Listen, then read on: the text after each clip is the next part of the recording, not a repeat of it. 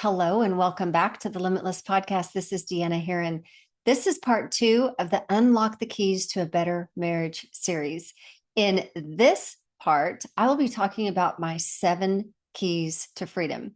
Not only will these 7 keys to freedom help you with resentment, they'll help you reclaim your power. And when you reclaim power in one relationship in your life, it transfers to every relationship. So let's begin. All right, so here's my proven success for our healing.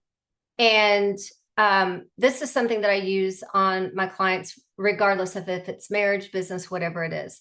But my proven process is to heal your stories. When you heal your stories, you take your power back.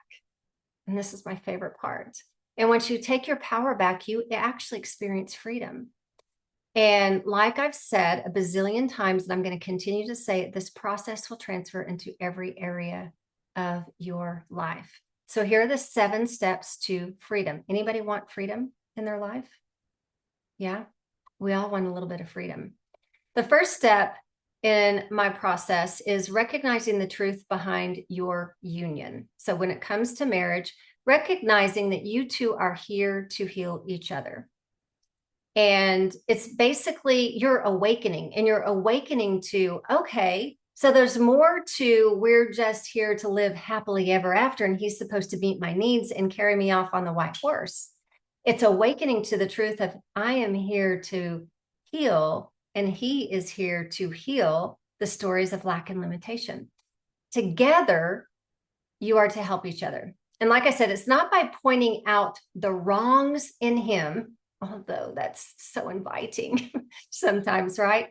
Not pointing out the wrongs of each other, but it's by recognizing that your triggers are here to teach you something. Your triggers are here to teach you something. Your triggers have a hidden message about the stories, about the false narratives, and about what you're believing about yourself. Your triggers are keeping you in the state of victimhood of circumstances. Why did he say that to me? Why does he always treat me that way? Right? So we become victim of our circumstances. And you guys, I don't know if you experience this when you have an argument with your spouse, or an argument with your partner, or an argument with your parents. But it's that swirling of thoughts that plays around in your head for days, and sometimes weeks, and sometimes months. It's very hurtful and it's very painful. But your triggers are actually keeping you in that state of victimhood from your circumstances. And what I teach is we have to separate from the circumstance and deal with the story that's within us, or you will always be a victim of the world, a victim of circumstances. So we have to look at the circumstance, separate from it. Okay, what's the story? What's this meaning about me? And our goal is to take our power back, to really take our power back.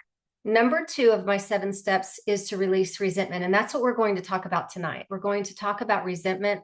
And this is what I'm going to coach through on the resentment. Number 3 is to recognize the pattern that's playing out in all areas of your life. These are called blind spots. These are our blind spots, our stories. And in this particular stage, we do a pattern interrupt. So in order to change the story, to change the pattern, we have to interrupt the pattern. And I do that in a very unique way. Number 4 is rewrite the story to your truth. Because remember, you are limitless, boundless, with limitless possibilities, infinite. So rewrite the story. Number 5 is release stuck emotional energy. And I'm going to tell you, this is what makes me a little bit different in what I do, is because a lot of people do a lot of mind work, and you can't just do mind work without actually healing the emotions that we have stuck in our body. Those emotions, when they're not expressed, they get stuck. They get stuck in your body. And over time, I can look at your physiology in a few years. Those of you who are in your 20s and 30s, you may not have any symptoms right now, but those of us who are 40s, 50s, 60s, and it's starting to show in our body, the physiology of not dealing with our emotions. You have to release that stuck emotional energy. And I do that in several different ways. Number 6 is the true meaning behind forgiveness. We've been taught forgiveness in a very interesting way. And so I really dive into the true meaning about forgiveness and why it's so important and how it makes a difference in your life. And number 7 is respect for self. I'm going to teach you respect for yourself. And that means you learning how to be safe with you learning how to love and accept yourself. We can't fully love other people unless we can love and accept ourselves. We can't fully receive love unless we can fully receive love and acceptance of ourselves. Respect for self also includes using our voice. We have a tendency to not speak up sometimes and just sweep things under the rug because they haven't gone well in the past. And so things go unresolved. Teaching you how to respond instead of react to the triggers, communication, taking your power back, clarity, and learning how to fully expand your knowledge, your freedom, in every part of you. And then lastly, those are the 7 stages. And then lastly, you're going to experience freedom. And that's the best part, my friend. That is truly the best part, is experiencing freedom from the constraints, the prisons that we once had no idea were a part of us. You know, resentments are something that really can tear a marriage down, and they aren't built overnight. Truly, they're not formed overnight. They're formed over years and years and years. So how are they formed? Let's talk about how our resentments are formed. We start to see at some point that the perfect man that we married, there are things that we don't necessarily like. And it breaks down the illusion of the Prince Charming story that we have been sold. So there may be little things in the beginning. I remember in the beginning of my marriage, we had separate bathrooms. I had my own bathroom. He had his own bathroom. But when I would go to use his restroom and I would close the door, there were about 3 or 4 or 10 pair of underwear behind there. And so I started to see this man that I thought was perfect, like he left his underwear behind the door.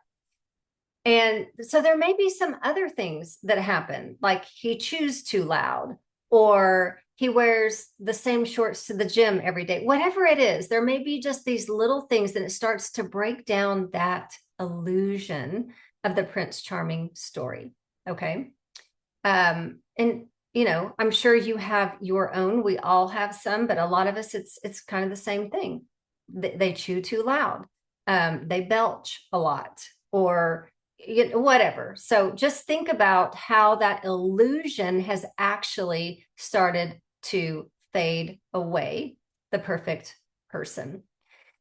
Then we have arguments that never get resolved. They never get resolved because we are not taught how to communicate effectively. I would say 90% of the population does not know how to communicate effectively.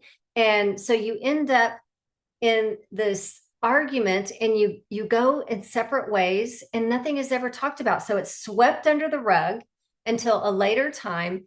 And that same argument comes up and it gets a little louder, a little louder, a little louder, more screaming, and then you go off in different directions, etc. So it's the same thing that happens over and over, but it never gets resolved.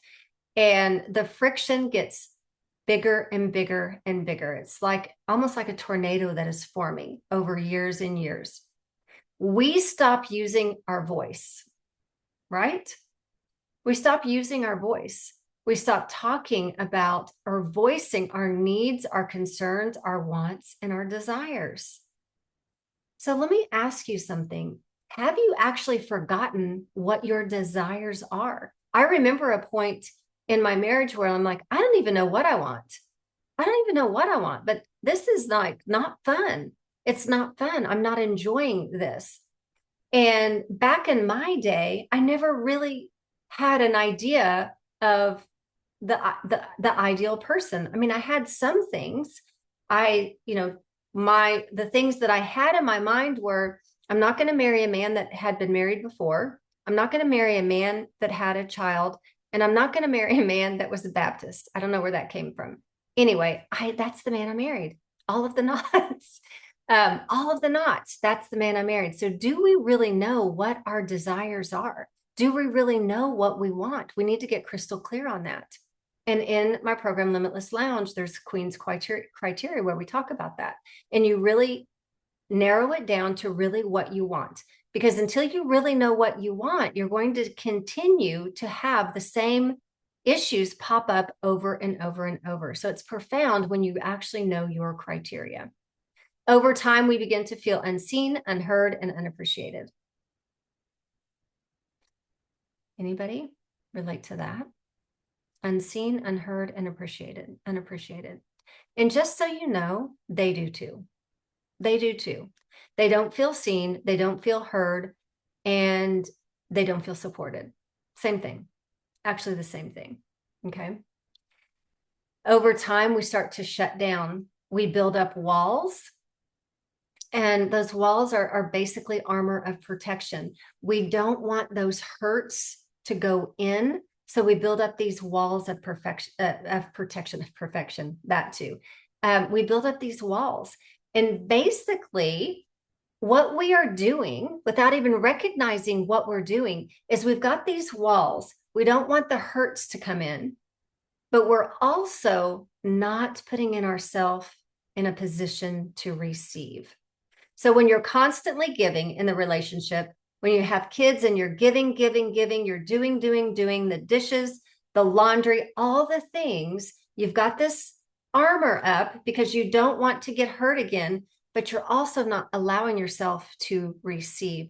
So it is a cycle and a pattern of a lose-lose situation, absolutely a lose-lose situation.